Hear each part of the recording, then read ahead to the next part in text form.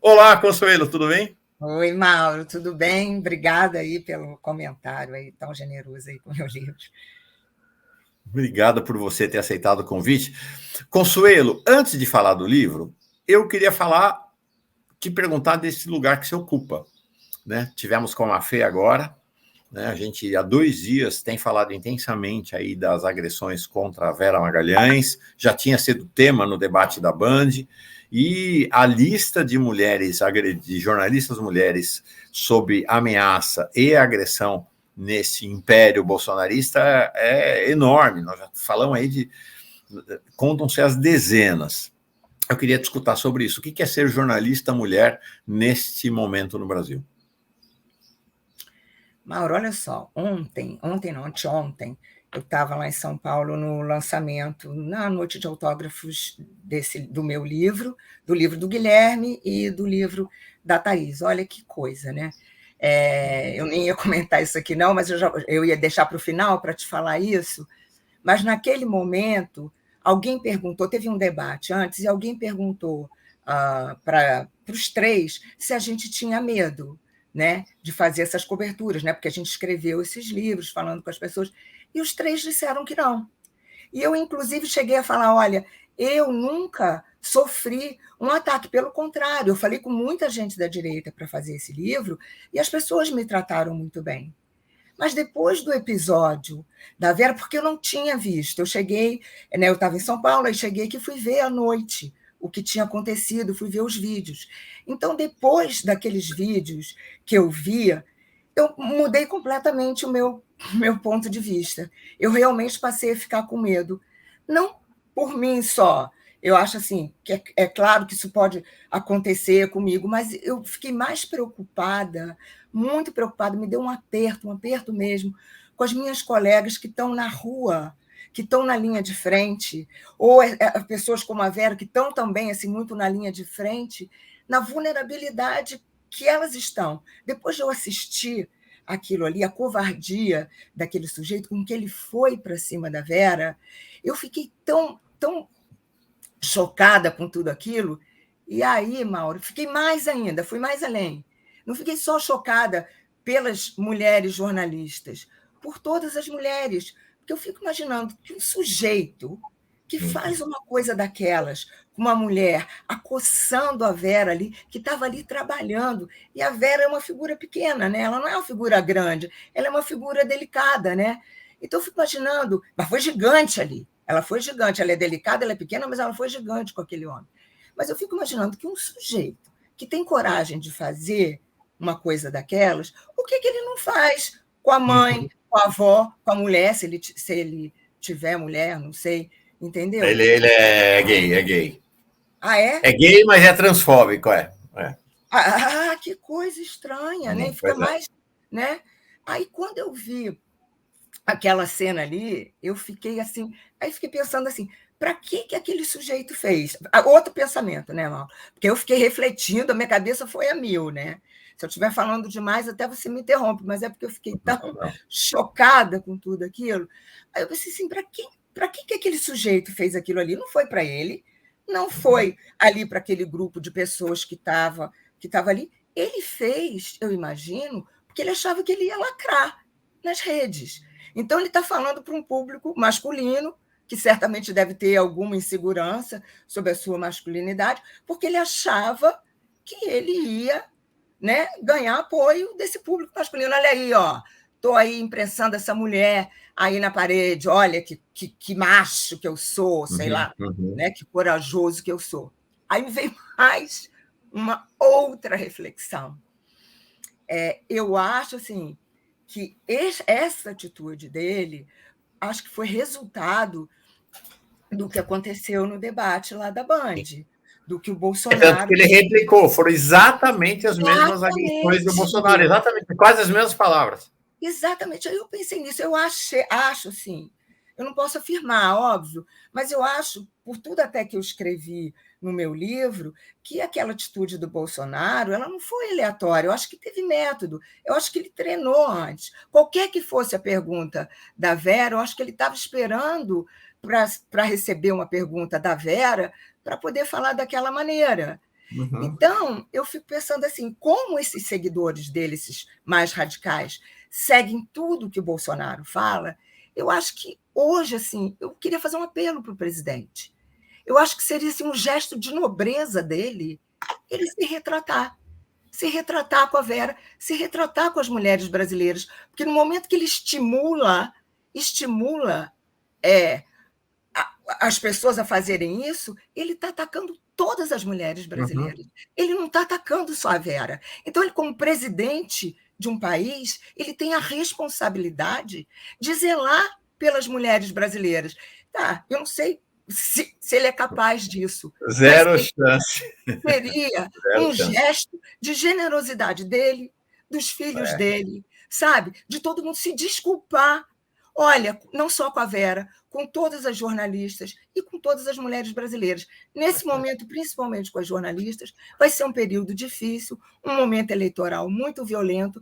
Eu fico pensando o que pode acontecer com essas mulheres nas ruas, e não vai ter um leão serva para defender a gente, entendeu? Que foi a gente, antes de você chegar, estava conversando aqui com a Mafê, a Maria Fernanda, que é apresentadora lá no DCM, e quando ela saiu, eu fiquei pensando nisso, sabe? Ela mora em Jaguarão, no extremo sul do Brasil, uma cidade com 20, não tem 30 mil habitantes a cidade. Então, você imagina o nível de desproteção a que ela sofre. Que ela, o nível de ameaça, do quanto ela está exposta numa cidadezinha, porque nós ainda, estou em São Paulo, você está no Rio, a gente tem uma vantagem num certo anonimato, né? A gente se perde no meio da multidão. Ela não. E a quantidade de mulheres que estão sob essa ameaça no Brasil inteiro, acho que chance de pedir desculpa do Bolsonaro, do bolsonarismo. O Eduardo Bolsonaro... O Eduardo Bolsonaro outro dia estava comemorando a tortura contra a Miriam Leitão, né? Estava celebrando a tortura, tirando sarro dela por causa da tortura, enfim. Vamos falar do seu livro agora. Não, mas eu quero só fazer mais um último comentário. Por favor, eu acho, vamos lá. Que não só eu acho que tem que ter eu imagino que vai ter uma reação, um processo, qualquer coisa, da Associação Brasileira de Imprensa, da Abrage, até dos parlamentares, tanto da Assembleia Legislativa quanto lá do Congresso, mas eu não sei se é um caso de botar uma Lei Maria da Penha em cima desse sujeito. Isso é abuso. Sim. Isso é abuso. Sim. Isso, né? Isso Assim como a Mafê aqui, alguém comentou, Lei da Maria da Penha em cima dessa turma, isso aí, fechou. Exatamente.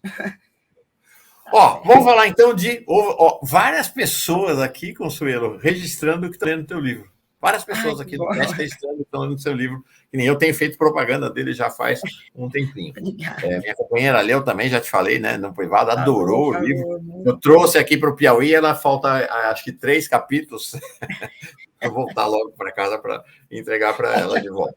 Tá aqui, O Ovo da Serpente. O que é o seu livro?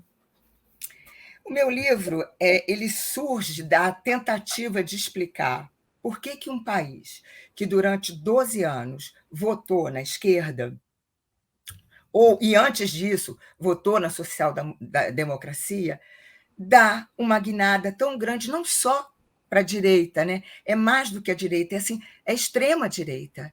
Então, assim, eu queria entender, porque eu acho que se a gente não entender esse processo, corre-se o risco dele se repetir. Então, assim, entender para como é que a gente vai lidar com essas novas forças que entraram no jogo, né? Porque e eu não estou atacando todo mundo, não estou atacando toda a direita, tá, Mauro? Dizer para você assim no livro, porque eu acho que numa democracia você tem forças de esquerda, de centro, de direita, seja o que for. O que choca, né, é a extrema-direita, é o radicalismo, né, é a intolerância, é a incapacidade de lidar com o outro. Então, eu queria entender isso.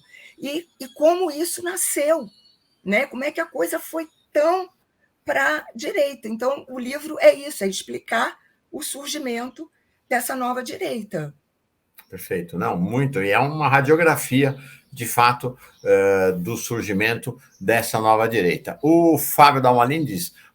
é outro que já leu também. Né? Eu registrei aqui mais cedo a Denise Amazonas, dizendo que já leu o livro, que ficou impressionado, e o Fábio Damolin diz aqui o seguinte: parabéns pelo trabalho impecável e rigoroso, eu já li todos da coleção, eu já li os 4 livros, e o seu está me dando pesadelos. Obrigado, me parece que é essa a questão. Interessante você falar isso, porque o Lula tem comentado, né? Que saudades do tempo em que a luta era com a direita, né? Ou com a social-democracia, dos tempos em que a gente brigava com o PSDB, né? Com o Alckmin. A gente trocava canelada, mas era tudo entendendo a política como uma atividade da democracia, né? Não como o que aconteceu de lá para cá. Algo muito interessante do seu livro é que você marca a gênese, você relata como é que vai surgir a extrema-direita no Brasil.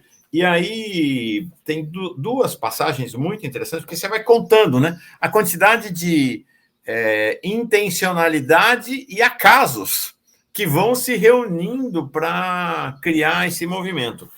E interessante essa questão de como houve uma constelação político-ideológica. Você relata aqui, na página 46, a presença do Eduardo Bolsonaro num curso lá do Instituto Mises sobre exatamente a construção desse pensamento de extrema-direita.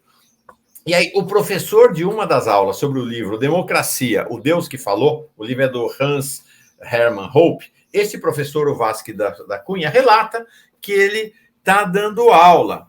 E ele diz lá pelas tantas, ele pega um trecho do livro que ele diz assim: o livro do Hoppe, os democratas e comunistas terão de ser fisicamente separados e expulsos da sociedade.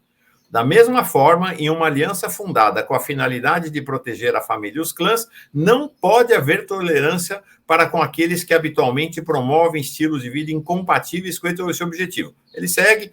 No final da leitura, ele registra assim: a sala de aula ficou em total silêncio, exceto Eduardo Bolsonaro, que disse: professor, lá em casa temos armas e facas para que isso aconteça aqui no Brasil. Fiquei chocado com isso. Quer dizer, é um projeto a eliminação física, né, Consuelo? Isso é o que é assustador, e que a gente tem visto isso. Essa atitude com a Vera, por exemplo, é bem marcante do que é esse projeto. Quer dizer, você quer eliminar, você quer acuar. Essas pessoas não podem pertencer mais a essa sociedade. Eu acho que é uma ideia assim que volta aos tempos da ditadura, que era o Brasil ame ou deixo, né? Você não tem que estar aqui. E não só isso é uma coisa metafórica, né, de você ser eliminado, mas o que a gente está vendo é que está acontecendo. Né? A gente já teve alguns casos recentes de pessoas que estão sendo assassinadas. Né? Teve aquele caso daquele ele é um guarda, né? Era um policial que foi morto pelo outro, teve um outro caso. O que vai acontecer? Né? Você não pode conviver com o contraditório? Quer dizer, você só vai ter uma sociedade em que só vai existir um pensamento único de extrema-direita, em que as pessoas não podem expor as suas ideias, porque elas correm o risco de ser eliminadas. Eu tenho muito medo de para onde a gente está indo, porque a temperatura está subindo muito, né? E as pessoas vão apoiando isso, apoiando e naturalizando. Isso é assustador. Né? O outro não pode conviver, o outro tem que sair. E relata, né, como eu disse, seu livro parece um filme, assim, você vai lendo e vai vendo um filme na sua frente. Esse episódio foi o que mais me marcou desse ponto de vista de como é uma construção que tem um objetivo claro da eliminação dos inimigos. Né? A democracia é o império da convivência dos adversários. Né? Esse pensamento aí neofascista é o da eliminação, não de adversários, né? Porque quem não está com eles é inimigo. Exato. Que outro episódio você podia relatar para nós dessa construção que te marcou durante a entrevista? Aqui é a lista de pessoas entrevistadas, a Consuelo conviveu para fazer o livro. Quanto tempo demorou para fazer o livro, Consuelo? O livro, para eu escrever, levou 4 meses, mais ou menos. Mas esse projeto começou muito antes, tá, Maura? Assim, começa com o meu perfil que eu fiz do Bolsonaro em 2016, para Piauí. E depois eu fiz um perfil de novo para Piauí, pouco antes das eleições de 2018, que era Juventude Bolsonarista, que era conversar com os jovens que estavam apoiando o Bolsonaro, e aí depois não só tão jovens, mas pessoas, por que essas pessoas estavam apoiando o Bolsonaro, tá? E aí a Companhia das Letras me encomendou esse projeto, vamos fazer uma coisa sobre a nova direita. E aí eu fui viajar, fiquei fora, aí voltei, teve a Covid, e aí o ano passado a gente achou assim, a gente tem que fazer, porque vai ser um ano eleitoral, a gente tem que entender o que está acontecendo nesse país, né? Mas, assim, para ser bem justa, quando eu fiz essas apurações, as pessoas foram extremamente gentis comigo. Você falou. Ninguém me atacou, sabe? Elas queriam falar, elas queriam dizer o que estava acontecendo. Mas o que eu acho, assim, que é preciso ficar claro aqui no livro, porque eu não quero atacar todas as pessoas que votaram em Bolsonaro, porque eu não acredito que todos sejam esses fanáticos radicais de extrema-direita, entendeu? Então, eu acho que o que aconteceu aí? Eu acho que em 2013, quando começam as manifestações, a esquerda vai para a rua, porque era uma pauta da esquerda, né? Contra o aumento de passagem, a esquerda vai para a rua, e tinha uma insatisfação difusa com o governo, alguns casos de corrupção já surgindo, já estava com problema econômico. Ou essa parte dessas pessoas, que a maioria não era nem politizada, você vai ver no meu livro, né? Você viu no meu livro, eles não tinham relação com a polícia, nem se preocupavam com isso, vão para a rua e se descobrem ali. Se a gente não é de esquerda, então o que nós somos? Nós somos de direita. E começam, a partir dali, se encontrar nas redes sociais e defender as ideias conservadoras delas. Aí o que eu acho que acontece? Essas pessoas, elas não tinham quem as representasse, porque até então era muita vergonha você se dizer de direita, né? Depois da ditadura, quem é que no Brasil se dizia de direita? Me lembro que tinha uma coisa, até nesse perfil que eu fiz do Bolsonaro, tinha um comentário que eu coloquei do Nelson Rodrigues, que ele fala: ser de direita, quem se diz de direita no Brasil, ou o brasileiro só se diz de direita deitado no quarto, de luz apagada, debaixo da cama, entendeu? Porque ninguém se assumia de direita. De repente, aliás, isso para mim começou nesse perfil do Jair Bolsonaro, as pessoas começaram a dizer assim para mim: eu sou de direita. Eu falei assim: como assim? O que é de direita? Não, porque vocês, da esquerda, vocês não prestam atenção nos nossos valores, vocês nos ignoram, vocês não nos respeitam, vocês acham que só vocês são inteligentes, que só vocês têm as ideias corretas. Então, já tinha um ressentimento muito grande em 2016, quando eu fiz esse perfil do Bolsonaro. Bom, mas voltando a 2013, o que eu acho que aconteceu? Essas pessoas que não se identificavam com nada, não sabiam o que era, se encontram nas redes sociais, mas não tem uma liderança. E aí, Bolsonaro percebe isso e começa a capturar essas pessoas através das redes sociais. E não, ele, os filhos, porque os filhos ficavam direto nas redes. E não era como os outros partidos faziam, porque ninguém percebeu, nem o PT percebeu isso, que até depois eu converso com uma das pessoas do PT sobre isso. Ele não começa a falar em sindicato, ou seja lá em que for, porque ele nem tinha esse apoio. Ele começa a falar com os grupos da academia, com os grupos do posto de saúde, do tiozão de lá não sei da onde, da avó lá de não sei quem, e começa incutindo algumas ideias na cabeça dessas pessoas.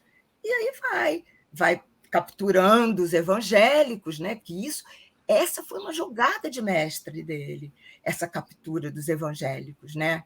Se você quiser, eu até comento aqui um pouco com você, porque isso é muito impressionante também. Porque os evangélicos até então eles apoiavam o PT. Não existia em 2013, na cabeça dos evangélicos, essa ideia de armamento, vamos armar a população, tem que matar. Até tem um vídeo recente aí de 2015 do Silas Malafaia dizendo: nós não podemos apoiar o armamento, isso não é coisa de Deus. Né? Não, Marco Feliciano fazendo campanha para Dilma. Outro vídeo que a gente passou aqui. Exato. Mostrei o Malafaia abençoando o Lindbergh.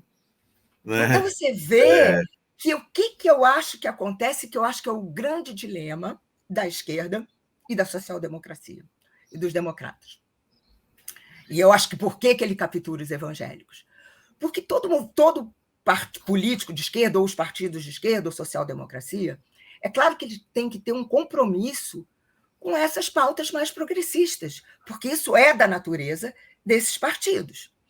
Só que eu acho que o próprio governo do PT, e eu estou te falando que, como acontece em 2013, eu vou focar no governo do PT, sofreu muita pressão dos grupos de esquerda, dos movimentos sociais, com razão. Eu não estou tirando a razão deles, tá? Porque eu acho que cada grupo tem que defender as suas necessidades, né, os seus anseios. Mas ao pressionar demais a esquerda, um governo de esquerda com essas pautas, para que se posicionasse em relação a essas pautas identitárias, esse governo acabou, de alguma forma, esses grupos evangélicos, achando que eles não tinham apoio mais desse governo, que esse governo só ia atender aquelas pautas.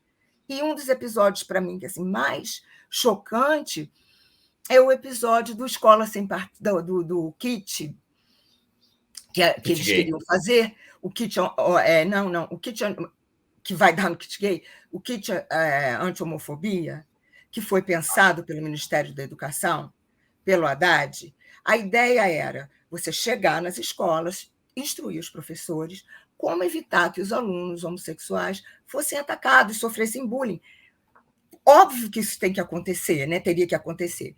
Então, a ideia era essa, era fazer algum projeto que dissesse, olha, seu colega é assim, mas ele é igual a você, sabe? Bom, enfim, eles encomendam, o Ministério da Educação encomenda uns vídeos para uma organização dessas de gays, né, de LGBT, o movimento LGBT, eles fazem 3 vídeos. 3 vídeos que um é assim, se você ser lésbica é natural, não sei o quê, o outro você pode ser bissexual, porque você vai ajudar, você vai poder aproveitar dos 2 lados. Bom, era uma coisa assim. E o Haddad não gostou, achou, não, isso é demais para a gente colocar nas escolas. Não é essa a nossa ideia. A nossa ideia não é estimular. A nossa ideia é fazer com que as pessoas compreendam o que está acontecendo. Uhum. E proibiu esses vídeos. Falou, isso não vai sair, porque não é essa a ideia. E tem pais conservadores, não podemos colocar isso aqui, com muita clareza. Mas aí o movimento ficou muito indignado com aquilo, pegou aqueles vídeos e botou no YouTube, como se fosse do Ministério da Educação. E aí isso cai lá na mão do Marco Feliciano, na bancada dos evangélicos. E aí começa a dizer, aí o Bolsonaro, vendo aquilo, se aproveita, kit gay, se aproveita daquela situação. Bolsonaro nunca foi evangélico, nunca foi conservador e nunca se preocupou com isso. Mas ele viu ali uma possibilidade, né, de encantar um público. Aí a Dilma chama o Haddad para brigar com o Haddad fala, olha, nós não autorizamos isso. Isso não foi uma proposta do Ministério da Educação. Mas já era tarde, já estava na rua, entendeu? E, a partir daí, o Bolsonaro se cola nos evangélicos, são 70 milhões de eleitores, no fim das contas.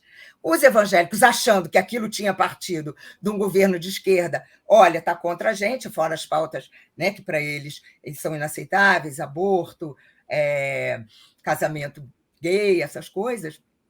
Bolsonaro se apropria disso e vai para uma grande manifestação dos evangélicos evangélicos e católicos, contra essas pautas, aborto, casamento gay, e chega lá em cima, olha para a plateia, fala, usa o bordão dele lá, Brasil acima de tudo, olha aquela plateia lá e fala, Deus acima de todos. Então, os evangélicos encontram ali uma voz também. Quer dizer, ele vai capturando os sentimentos da população, né? Ele vai se aproveitando, é um oportunismo dele, e como essas pessoas estão sem voz, ele vai se apropriando, porque não surgiram outros grupos que pudessem fazer isso. Uhum. Né? Nós vamos falar sobre isso já. Mas antes, deixa eu registrar sobre essa questão aí do Bolsonaro, a subestimação do Bolsonaro é um tema fundamental no seu livro. Mas antes, eu mostrei aqui a lista, então, de gente com quem a Consuelo conversou, entrevistou. E isso é uma característica importante do trabalho jornalístico, que é assim, os jornalistas, não dá para fazer um livro sobre o Bolsonaro e o bolsonarismo, conversando com o PT, conversando com o Lula. Tem que conversar com a extrema-direita, tem que conversar com os protagonistas. Então, a lista não tem ninguém da família Bolsonaro, né, do clã Bolsonaro, mas tem o general Hamilton Mourão, o general Oswaldo Ferreira, general Paulo Chagas, general Santos Cruz, tem a Janaína Pascoal, tem aqui, quem mais? O próprio Marco Feliciano, tem o Meyer Nigri, que chegou ao estrelato agora com esse episódio aí dos empresários bolsonaristas, tem o Olavo de Carvalho, o Otávio Facuri. Então, acho que essa é uma coisa importante, esse seu registro, né?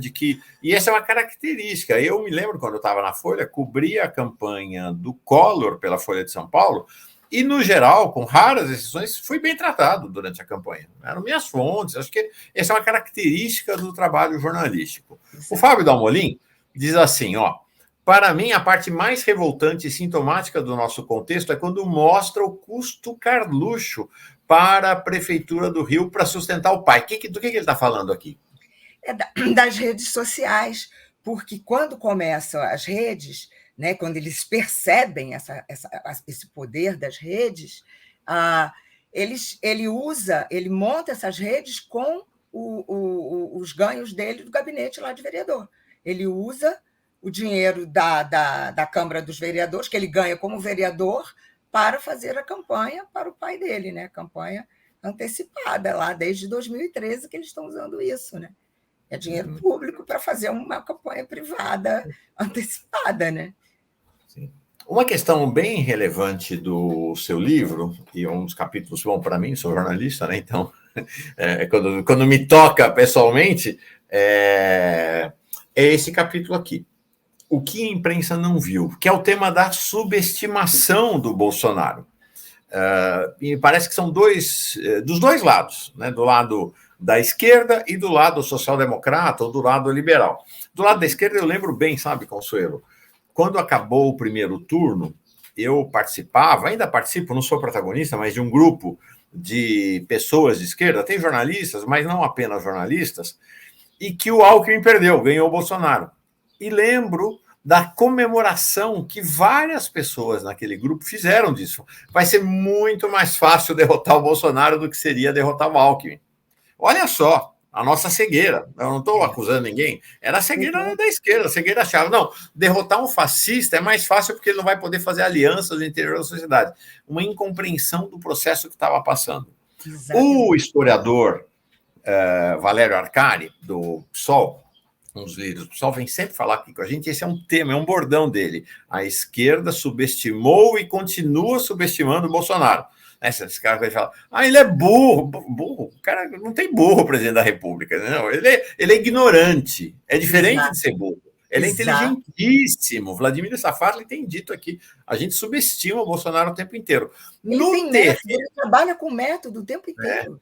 E no terreno da mídia, que nós aqui chamamos de mídia conservadora, na mídia independente, então isso aconteceu também, né, essa subestimação da mídia corporativa, estou falando aqui da Globo, da Folha, do Estadão, de certa maneira aconteceu o mesmo, uma subestimação do Bolsonaro, e ele botou todo mundo no bolso, né? E houve uma ideia também nesse terreno da social-democracia e dos liberais de que seria possível controlar o Bolsonaro, a mesma ilusão que se teve com Hitler na Alemanha, né? Não, ele chega no poder, a gente derrota a esquerda e aí controla, a gente viu no que deu. E aí achei muito interessante o seu capítulo sobre as entrevistas do Bolsonaro na Globo News e no Jornal Nacional, quando, de fato, ele botou todo mundo no bolso, de maneira surpreendente, né, Consuelo? Conta desse episódio aí. Eu acho assim, os jornalistas, primeiro, não sabiam como lidar com um candidato tão disruptivo, né? Existem regras de convivência, né, entre os jornalistas e os políticos, né? Mais ou menos civilizadas, né? Geralmente civilizadas, né? Sim. Mas com o Bolsonaro isso não havia, né? Ele rompeu com todas as regras, né? Ele rompeu com tudo isso, né? Ele não havia, ele falava o que ele queria, porque ele viu que ele agradava o público dele falando o que ele queria. Então, no caso da Globo News, antes do debate, ele treinou em casa o editorial que o Globo fez em 1984, apoiando, que era um editorial do Roberto Marinho, apoiando o golpe de 64. E aí, os jornalistas achavam que, atacando o Bolsonaro por aí, dizer, o senhor defende a ditadura, que ele ia ficar muito chocado, né? Coisa que, para ele, era facílimo dele defender, porque ele defende realmente. Ele não tinha nenhuma vergonha disso. Para começar, a gente não compreendeu isso. Ele não tinha vergonha de defender a tortura, o regime militar, e parte da sociedade sabia disso e apoiava. Isso que é o mais terrível, né? Para mim, mais importante do que o Bolsonaro é essa direita que apoia pessoas que falam isso. Bom, enfim, aí ele treina em casa e fica esperando por essa pergunta, né? Que é o Roberto Dávila que faz. Mas o senhor o senhor é a favor da ditadura? Aí ele fala, olha, mas o Roberto Marinho em editorial, e começa a declamar o editorial. Aí a Miriam Leitão entra, não, nós não estamos falando do passado, estamos falando do futuro. E ele fala, olha, o futuro é outra coisa, aquilo era Guerra Fria e tudo. Ok, poderia ter acabado ali, Mauro, poderia ter acabado ali. Mas aí, no final do programa, eu lembro, a Globo resolve botar um ponto lá no ouvido da Miriam para se defender daquilo. E aquilo era aquilo que Bolsonaro queria. Porque Bolsonaro ele não se importava, ele não queria fazer a campanha. Outra coisa que os jornalistas também não perceberam. Ele não queria falar das propostas dele, porque não tinha nenhuma. O próprio marqueteiro dele fala isso para mim, não tinha nenhuma. Se o jornalista chegasse para ele, em vez de falar o senhor apoia a ditadura, o senhor é a favor da pena de morte ou da tortura, isso para ele era tranquilo. Mas se perguntasse qual a sua real política para a segurança pública? Qual a sua real política para o campo que não seja atirar e matar no MST, fazer um faroeste caboclo? Ele não tinha proposta. Então, para ele, era muito mais fácil usar aquilo ali. E usar para quê? Para pegar pequenas pílulas ali e botar nas redes sociais. E fazer um estardalhaço nas redes. E era isso que ele ia fazer nos debates. Ele queria um grande momento para ele viralizar. E os jornalistas permitiram que ele fizesse isso. Porque, naquelas alturas, importava muito mais as redes do que aqueles debates na televisão que era visto por uma elite. Não sei. E ele faz a mesma coisa no Jornal Nacional. A mesma coisa. Sim. Com a história. Não, a história da mamadeira de piroca que ele lança no Jornal Nacional de maneira. Deu nó. Ele pega o livro que ele diz que o Haddad tinha aprovado, que não era. Aquele livro ele sabia que não era um projeto do Ministério da Educação.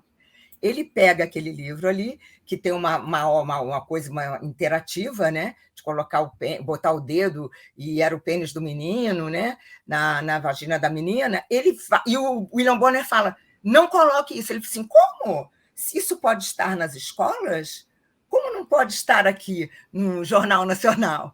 Entendeu? Ele dá uma rasteira e viraliza com isso. Ele não responde. A única coisa que fica, o que ficou do debate dele lá na Globo News? Foi essa história da ditadura, e desse daí foi essa coisa do kit gay, e também quando o William Bonner fala, e o senhor é defensor da ditadura, e o seu patrão também. Ele caíram no golpe 2 vezes. Impressionante. Incrível. 2 registros aqui. Do Unidumotog. Existem milhares, quiçá milhões de Lula que irão votar no 13. No Lula, porém, não estão se manifestando. Haja visto o medo da violência da seita da morte bolsonarista. Newton Leme. As cartas que Bebiano fez quando se sentiu em risco de vida não foram divulgadas? Não há conhecimento do conteúdo? Essa é uma história nebulosa até hoje, né? Você tem notícia disso? Porque você entrevistou o Bebiano, né? Não, o Bebiano já tinha morrido. Ah, já tinha morrido? Tá quando eu fiz o livro, ele já tinha morrido. Eu entrevistei as pessoas que conviveram com ele. O Bebiano é um caso assim. O Bebiano, se ele quisesse contar tudo, eu acho que ele é o cara que sabia de tudo. Ele era um fiel servidor de Bolsonaro. Ele era um cão de guarda, um enfermeiro, leão de chácara, psicólogo. Ele até comia a comida antes de Bolsonaro, com medo dele ser envenenado. Ele era uma adoração tal pelo Bolsonaro. Ele dormia com Bolsonaro, porque Bolsonaro tinha crises de pânico à noite. Ele dava remédio para o Bolsonaro. O Bolsonaro tinha pânico quando ia gravar os programas, o Bebiano tirava ele para acalmar, né? Então, assim, o Bebiano era uma adoração total. E o Bibiano diz, olha, o que aconteceu aqui vai morrer aqui entre a gente. Eu não sei com quem está isso. Eu tentei falar com a Renata, a mulher dele, ela não quis falar. Eu não sei se ela tem alguma coisa. Se o Paulo Marinho, que era muito próximo do Bibiano, ou o Marcos Carvalho tem alguma coisa guardada do Bibiano, que até agora não veio à tona. Não sei. Eu acredito, Mauro, se tivesse alguma coisa que o Bibiano tivesse deixado por escrito, eu não sei se já não teria vindo à tona. Eu fico pensando nisso. Também né? acho. Acho Né? difícil. Né? Já teria essa coisa, teoria conspiratória, não contem comigo para nenhuma teoria conspiratória. Já teria vindo, imagina. Não pode até que eu me surpreenda, né? Que surja. Mas é difícil. O pessoal perguntando aqui se você acha que o Bibiano foi morto. Não. O Bibiano foi morto de tristeza, depressão. Ele estava comendo demais. Gente, o Bibiano, é preciso entender aquela personalidade. A Janaína, quando conversa com ele, e ela até me conta, e está aí no episódio do livro, ela fala, Bibiano, você tem que procurar uma terapia. Porque ele fala, eu confio tanto em Bolsonaro que se ele me mandasse sair correndo pelado pela Avenida Paulista, eu ia. Gente, que assessor fala uma coisa dessa? Que devoção é essa? É doentia. E aí o Bolsonaro abandona ele daquela forma, ele começa a comer, a engordar, a se sentir desprezado.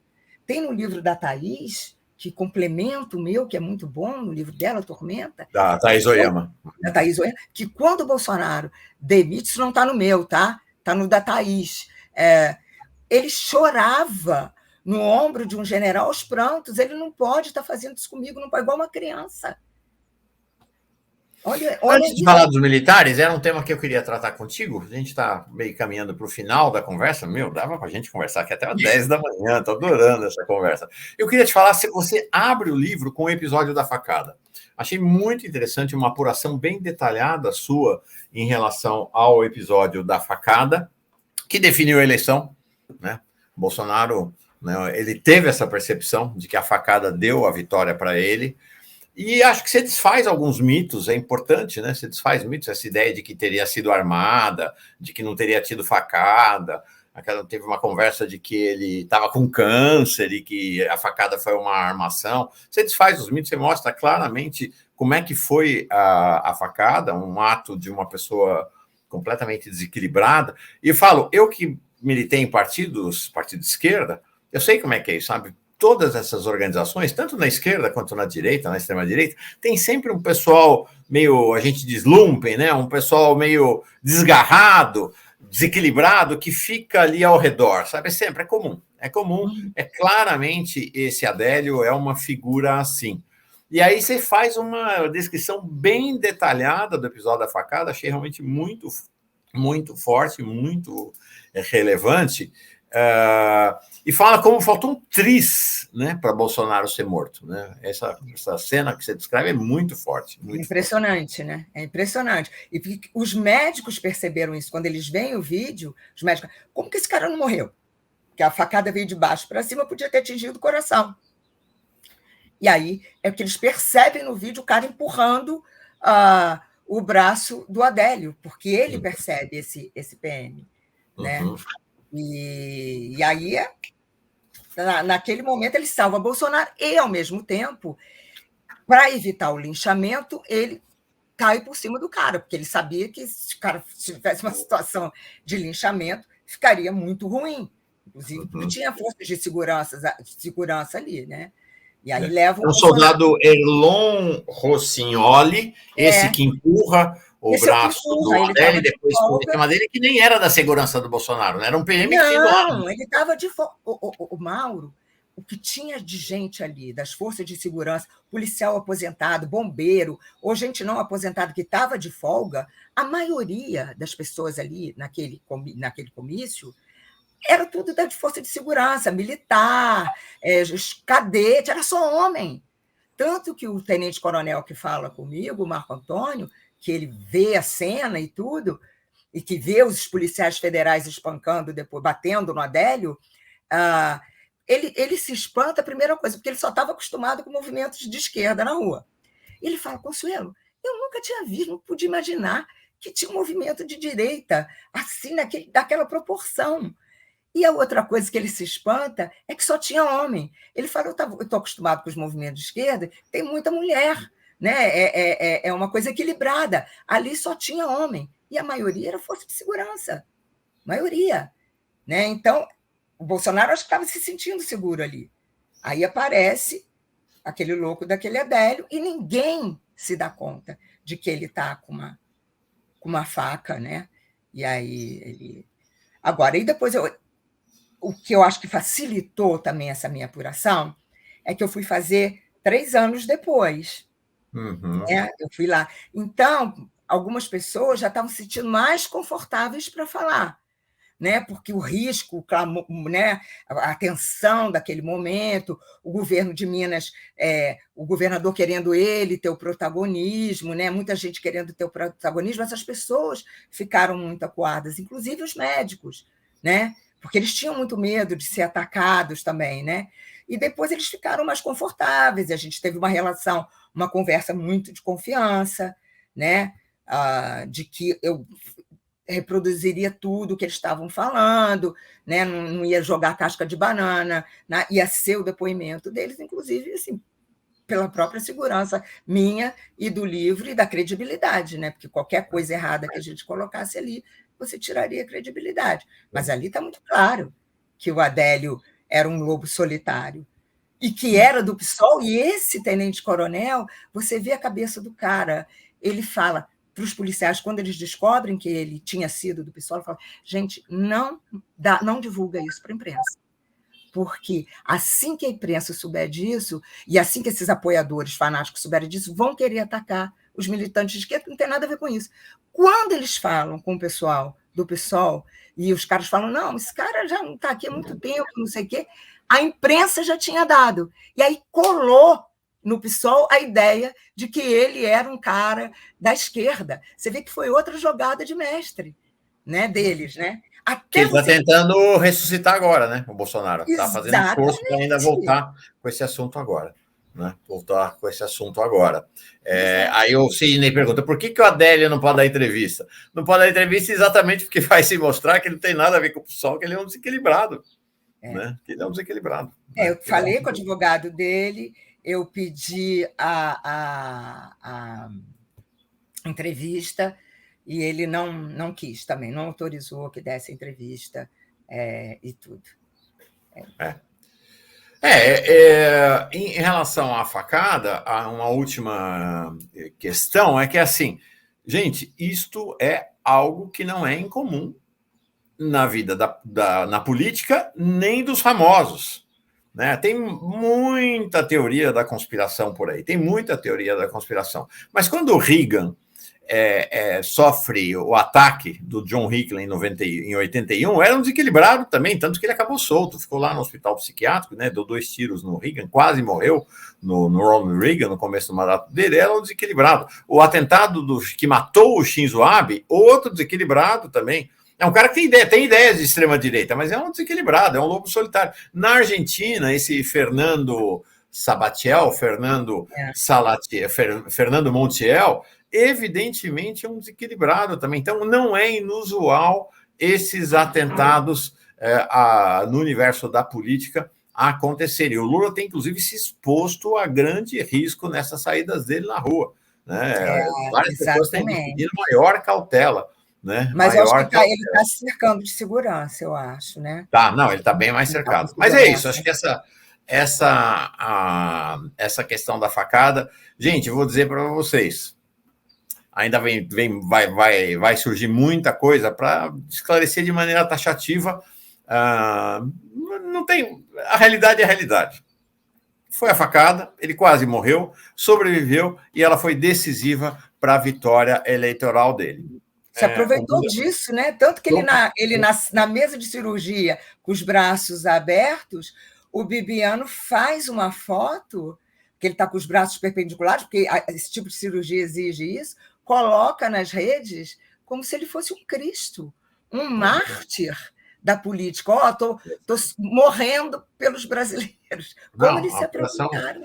A apuração em relação a essa coisa da facada é irrepreensível, parabéns. O livro inteiro é irrepreensível. Uma última questão, para encerrar, Consuelo, a questão militar. Você entrevistou muitos militares.